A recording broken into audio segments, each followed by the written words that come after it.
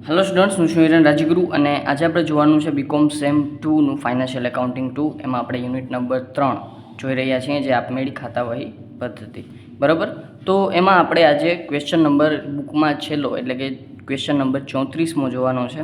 બધા જ question easy છે અને આપણી મેથડથી તમે કરશો તો બધા જ આન્સર આવી જશે. પ્રેક્ટિસ કરજો. બરાબર, છતાં કાંઈ ના ખબર પડે તો મને તમે કોમેન્ટ અથવા તો મેસેજ કરી શકો છો. ચાલો, તો આજે આપણે જોવાનું છે દાખલો શું કહેવા માગે છે.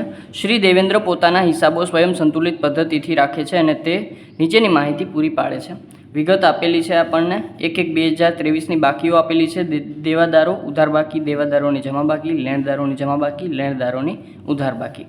ઉધાર ખરીદી, રોકડ ખરીદી, ઉધાર વેચાણ, રોકડ વેચાણ, દેવાદારો પાસેથી મળેલ ઉઘરાણી, દેવાદારોને ચૂકવણી, કાયમી મિલકતોની ખરીદી, આપેલ વટાવ, મળેલ વટાવ, વેચાણ પરત, ખરીદ પરત, સ્વીકારેલી દેવી હુંડી, નકારેલી દેવી હુંડી, નકારેલ દેવી હુંડી માટેનો દંડ અથવા તો ચાર્જ, મળેલ લેણી હુંડી, દેવાદાર ખાતાવહીમાંથી ખરીદ ખાતાવહીમાં ફેરબદલી, નકારાયેલ લેણી હુંડી, વટાવેલી લેણી હુંડી, પછી વેચાણ શેરો કરેલી લેણી હુંડી, ઘાલખાદ વેચાણ શેરો કરેલી લેણી હુંડી નકારાઈ, ઘાલખાદ અનામત, દેવાદારની ખાતાવહીમાંથી લેણદારની ખાતાવહીમાંથી દેવાદારની ખાતાવહીમાં ફેરબદલી, અને 31/12/2023ની બાકી દેવાદારોની જમા અને લેણદારોની ઉધાર આપેલી છે આપણને.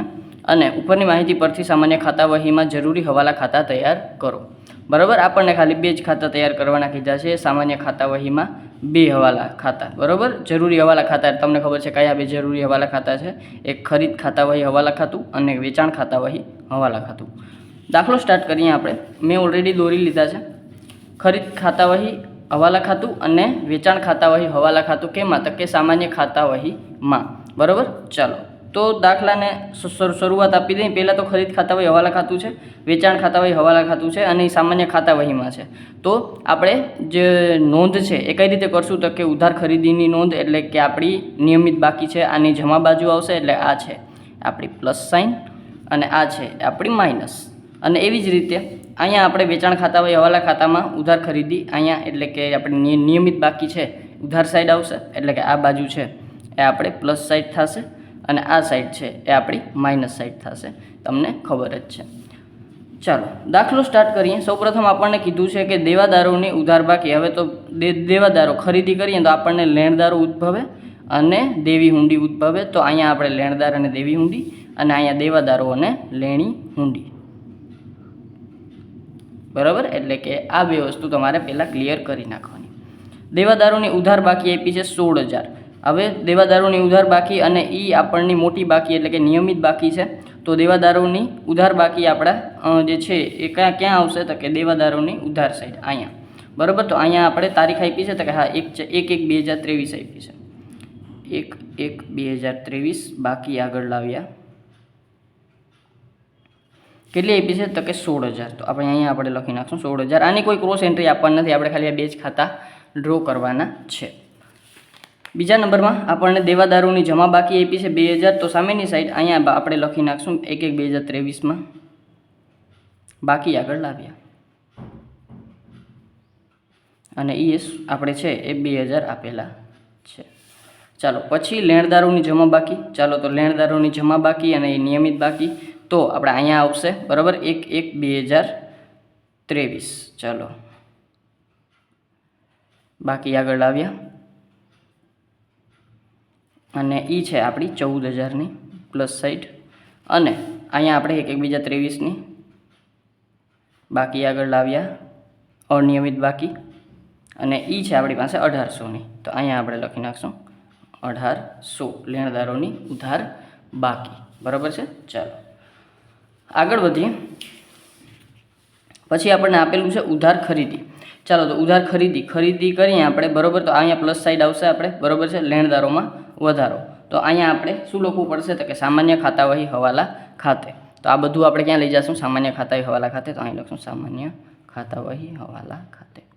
ચાલો અને અહીંયા આપણે લખી નાખશું ઉધાર ખરીદી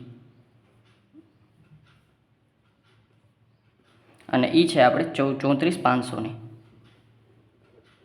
બરાબર, ચાલો આગળ વધીએ.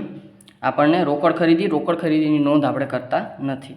ઉધાર વેચાણ તો આપણે ક્યાં આવશે તો કે અહીંયા આવશે, બરાબર. અને અહીંયા આપણે લખી નાખશું સામાન્ય ખાતાવહી હવાલા ખાતે, સામાન્ય ખાતાવહી હવાલા ખાતે. અને ત્યાં આપણે લખી નાખશું જે છે એ ઉધાર વેચાણ, અને એ આપણને આપેલું છે 72,000નું 72,000. ચાલો પછી છે રોકડ વેચાણ. તો એની કોઈ નોંધ આપણે કરતા નથી. દેવાદારો પાસેથી મળેલ ઉઘરાણી. તો દેવાદારો અહીંયા છે, એની પાસેથી ઉઘરાણી મળે મીન્સ કે દેવાદારોમાં ઘટાડો થાય, અને એની આપણે એન્ટ્રી ક્યાં જવા દેશું તો કે જે છે એ સામાન્ય ખાતાવહી હવાલા ખાતે. અને અહીંયા આપણે લખી નાખશું ઉઘરાણી દેવાદારો પાસેથી, અને એ આપેલી છે આપણને 62,062,000. ચાલો પછી આગળ વધીએ. લેણદારોને ચૂકવણી. હવે લેણદારોને ચૂકવણી થાય તો લેણદારોમાં ઘટાડો થાય, તો અહીંયા પણ આપણે લખશું સામાન્ય ખાતાવહી હવાલા ખાતે, અને એ આપણે લઈ જશું અહીંયા જે છે એ ચૂકવણી, લેણદારોને ચૂકવણી, બરાબર. અને એ આપણને આપેલી છે લેણદારોને ચૂકવણી 21,000ની. ચાલો પછી છે કાયમી મિલકતોની ખરીદી. તો કાયમી મિલકતોની ખરીદી, મિલકતની ખરીદી છે, આપણે મિલકતની ખરીદીને ધ્યાનમાં દેતા નથી, તો આને પણ ધ્યાનમાં દેવાનું નથી. આપેલ વટાવ 300. ચાલો તો આપેલ વટાવ, હવે આપેલ વટાવ છે, તો આપેલ વટાવ એટલે કે મીન્સ કે આપણા દેવાદાર હશે, આપણે એની પાસેથી માગતા હતા ને આપણે એને વટાવ આપ્યો છે, એટલે દેવાદારોમાં ઘટાડો થશે. અહીં લખશું આપેલ વટાવ, બરાબર. અને એ છે આપણી પાસે 300 રૂપિયા. પછી છે મળેલ વટાવ. મળેલ વટાવ એટલે આપણને કોકે આપ્યો છે, તો એ આપણી પાસે માગતો હોય તો જ આપણને વટાવ આપી શકે, તો એ લેણદારમાં ઘટાડો. મળેલ વટાવ એ આપેલો છે 400 રૂપિયાનો.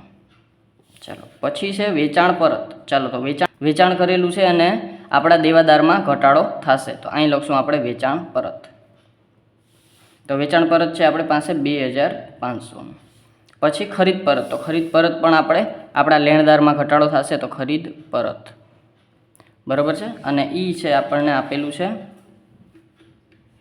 1,500. પછી સ્વીકારેલ દેવી હુંડી. તો સ્વીકારેલ દેવી હુંડી છે 14,000ની.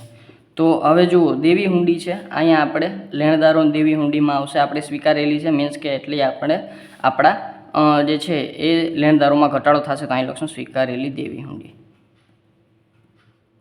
અને એ છે આપણી 14,000ની, બરાબર. પછી છે નકારેલ દેવી હુંડી 3,000ની. તો એની સામે જ એન્ટ્રી થશે, નકારેલી છે,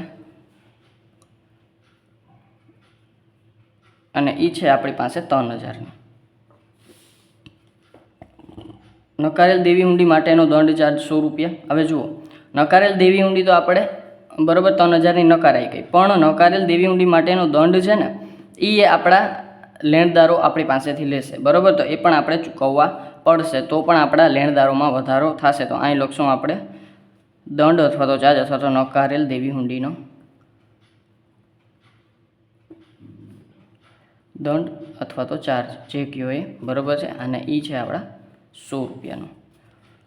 મળેલ લેણી હુંડી. ચાલો તો મળેલ લેણી હુંડી, તો અહીંયા આપણે લખશું મળેલ લેણી હુંડી એટલે કે લેણી હુંડી મળે છે મીન્સ કે આપણા દેવાદારમાં ઘટાડો થશે, તો અહીં લખશું આપણે મળેલ લેણી હુંડી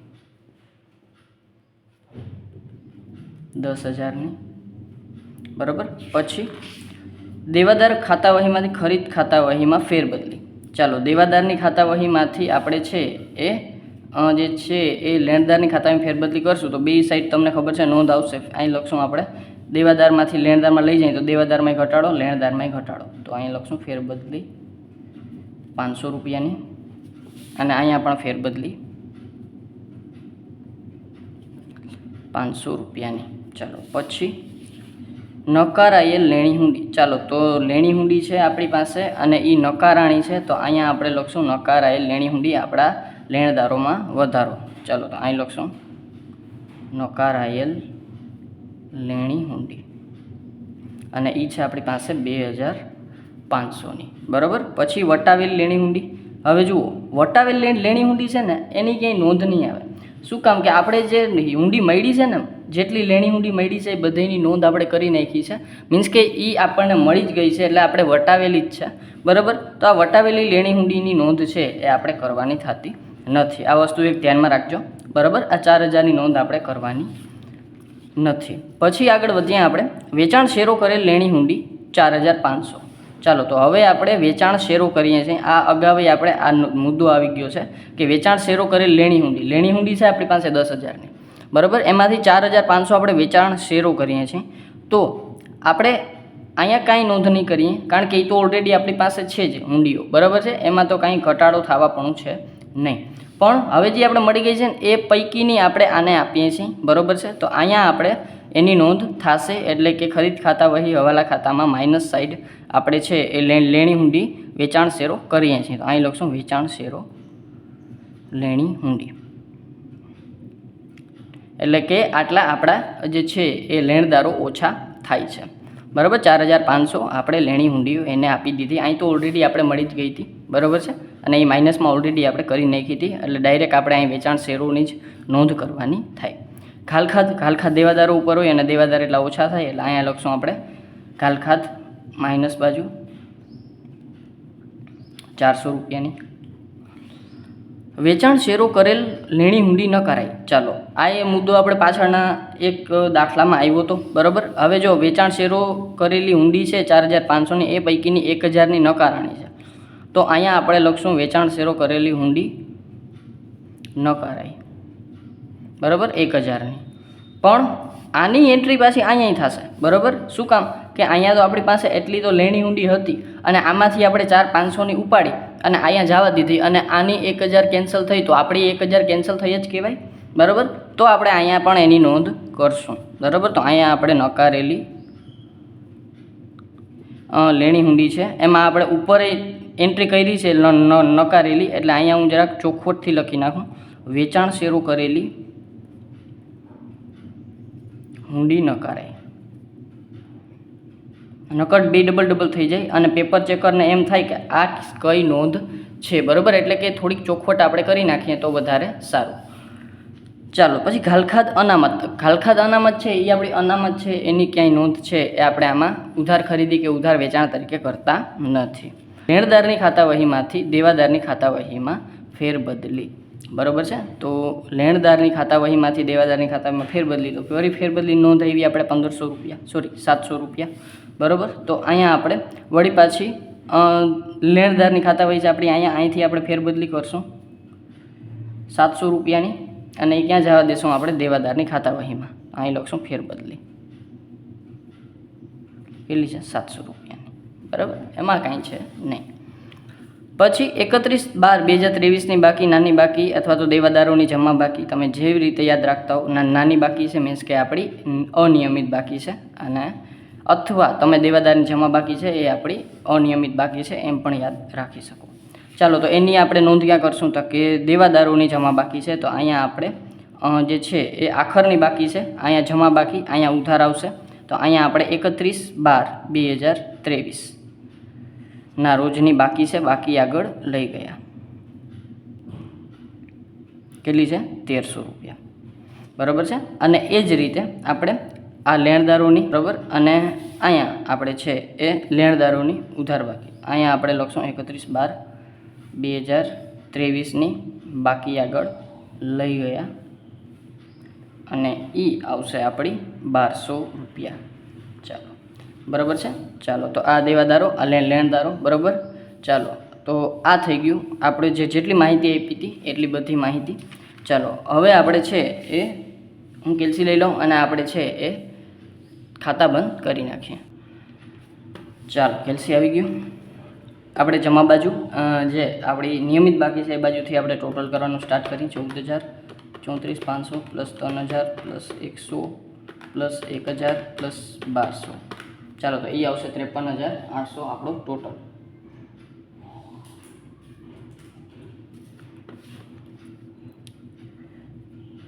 $53,800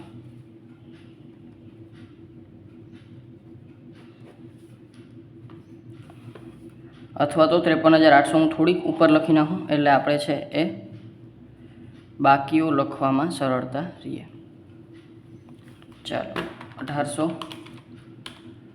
plus 21,000 plus 400 plus 1,500 plus 14,000 plus 500 plus 4,500 plus 700 plus 44,400 એમાંથી 53,800 માઇનસ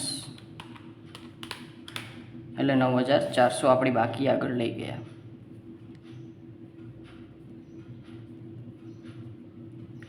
9,400 અને એ આપણી તારીખ છે 31/12/2023.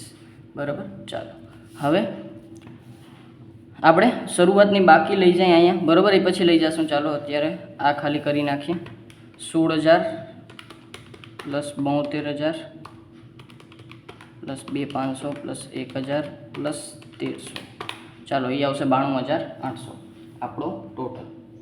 તો અહીંયા લખી નાખશું આપણે 92,800. બરાબર. અને એમાંથી માઇનસ કરશું આપણે આ બાજુનો 2,000 plus 62,000 plus 300 plus 2,500 plus 10,000 plus 500 plus 400 plus 700 એટલે 78,400. એમાંથી આપણે 92,800 માઇનસ કરીએ તો એ આવશે 14,400 અને એ આપણી અહીંયા આવશે બાકી આગળ લઈ ગયા 14,400 અને આ આવશે 92,800. બાકી આગળ લાવ્યાની વાત કરીએ. બરાબર છે.